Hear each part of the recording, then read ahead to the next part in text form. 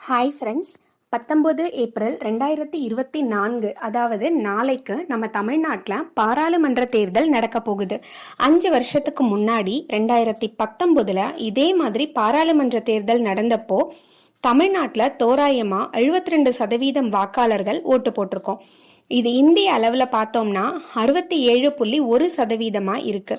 இந்திய மாநிலங்களில் அதிகப்படியாக நாகாலாந்து மாநிலத்தில் 83% வாக்குகள் பதிவாகி இருக்கு. இந்த வாக்குப்பதிவு சதவீதம் தமிழ்நாட்டை விட 14 மாநிலங்கள் மற்றும் யூனியன் பிரதேசங்கள்ல அதிகமாயிருக்கு. கல்வி, சுகாதாரம், உயர்கல்வி சேர்க்கை விகிதம், அதாவது பள்ளி படிப்பை முடிச்சுட்டு காலேஜ்ல சேர்ற மாணவர்களோட சதவீதம், பொருளாதார வளர்ச்சி, தொழில் வளர்ச்சின்னு ஏகப்பட்ட விஷயங்கள்ல முன்னணி மாநிலமா இருக்க நம்ம தமிழ்நாட்டில் வாக்குப்பதிவு 72% தான் அப்படிங்கிறது ரொம்பவே வருத்தப்பட வேண்டிய விஷயம்தாங்க. வாக்களிக்கிறது ஒரு இந்திய குடிமகனா நம்மளோட அடிப்படை உரிமை.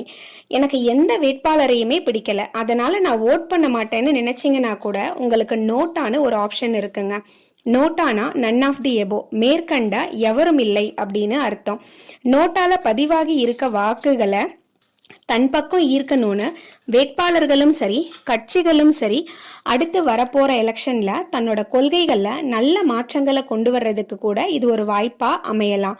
எது எப்படி இருந்தாலும் ஓட் பண்றதுக்கு முன்னாடி நம்ம தொகுதியில யார் யாரெல்லாம் வேட்பாளரா நிக்கிறாங்க, அதுல யார் நமக்கு நல்ல தலைவரா இருந்து நம்ம தொகுதிக்கு நல்லது செய்வாங்கன்னு தெரிஞ்சுக்கிட்டு ஓட் பண்ணா நமக்கும் சரி நாட்டுக்கும் சரி நல்ல தலைவர் கிடைப்பாங்க.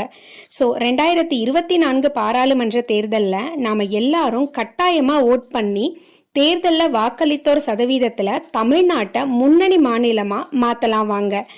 மாற்றம் ஒன்றே நிலையானது. அடுத்த பதிவுல சந்திப்போம். நன்றி.